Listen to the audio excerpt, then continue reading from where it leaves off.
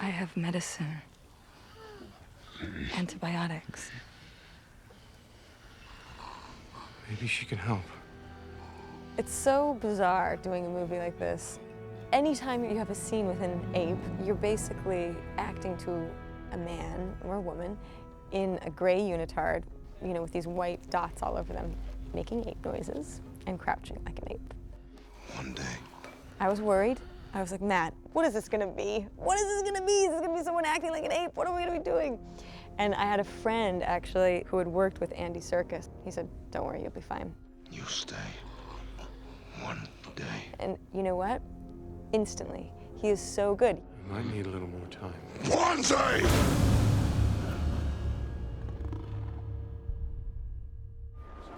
But maybe when I come back, maybe it's like a moment just to try and breathe. As I come back, if I turn around and come back this way as if we're heading out. Yes. I think that's the best chance we have at it. I agree with you. Yeah. Let's just... I remember when I first came on, I wanted to understand motion capture because I'd never done it. So I asked all of the VFX people to show me the performances of Andy and then show me Caesar so I could understand how they got from here to there. And of course, I'd already been blown away by what I saw of Caesar, but when I looked at the footage, I was even more blown away by Andy.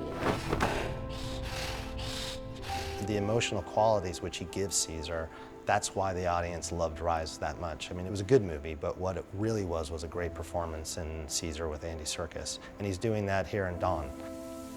He has the load of this narrative. All of the pressure falls on Caesar. Everybody's looking to Caesar for the answers.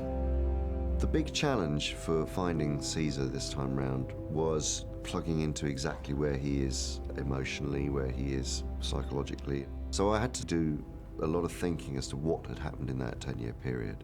When I approached Caesar originally, I felt that Caesar was almost a human being trapped in an ape's body. That's how I approached him physically. And then when we came into this movie, he really had to find his inner ape and grow to respect those things and to access those things and bury, really, most of the humanity that's in him. As I say, apart from the things that he decides that can be used to support the things he wants to bring to the apes, knowledge and equality.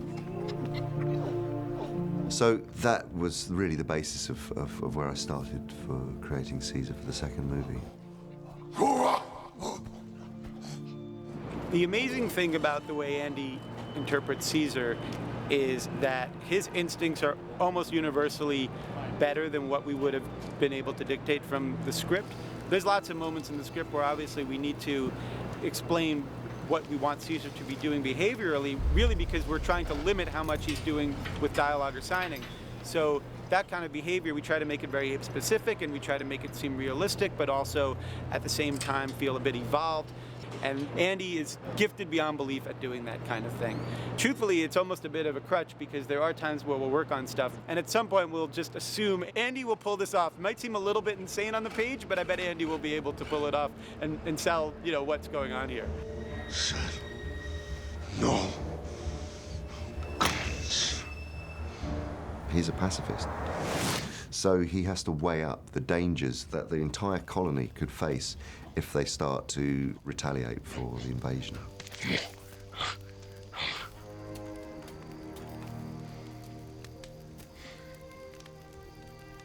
And so really the middle act of the film becomes about Caesar trying to negotiate and also work with the human beings, particularly one human being, Malcolm, played by Jason Clarke.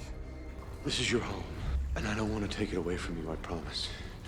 But if you can allow us, let us do our work here. You brought others. This is part of the conflict for Caesar. Bizarrely, there's one human being who seems to understand the ape colony and isn't prejudiced against apes, but is very open-minded and thinks that they can work together. I'm not a threat. If I am, then I guess you can kill me. You have us serve humans. Humans should serve apes. You shame apes. Shame your son. Andy's been the most influential for me on this. He's such a nurturing dude without ever letting you know that you brought under his... It's not a favor he's doing you. Hey, I'm gonna teach you something. I learn from watching, but he's very disciplined and he doesn't like really to waste time because he sees no purpose in it. And so he's got that great balance of like a true man, you know, like great performer.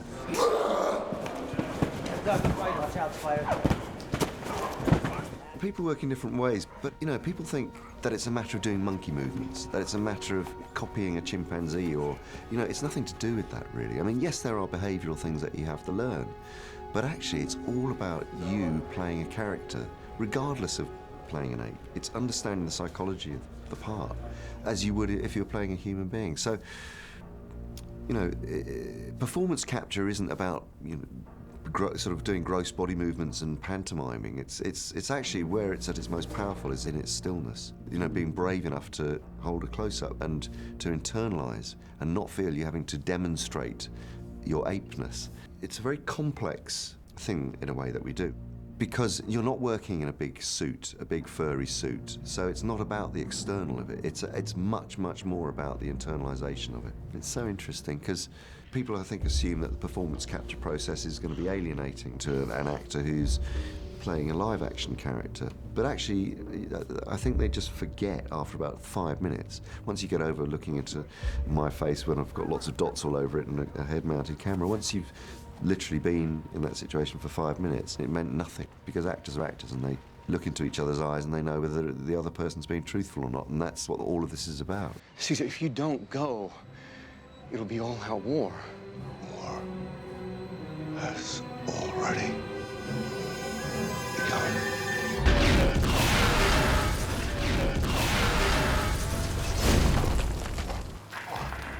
As the ape fight is going on, Caesar finds himself with Cobra beneath him, about to drop to his death. And Cobra uses the one tenet of belief, more important than anything else, to try and save his own life.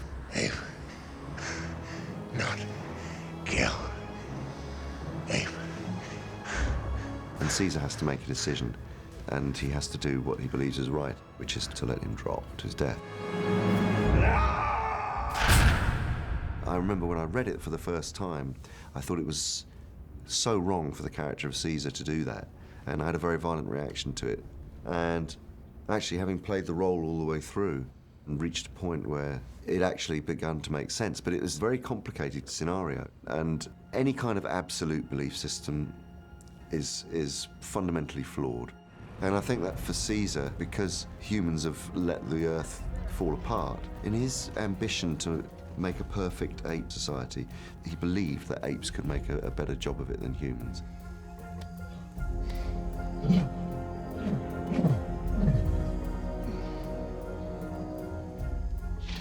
And actually that is his central flaw, because Cobra is the living example of an ape who's gone completely against that. Apes, follow. Cobra, no. And Malcolm is a living example of a human being who is exemplary in his attitude and in his altruism, really. Put your guns down. I always think ape better than human. That's his journey, and that's the thing that he has to realise, and it's a very bittersweet sort of lesson for him. I see now how much like them we are.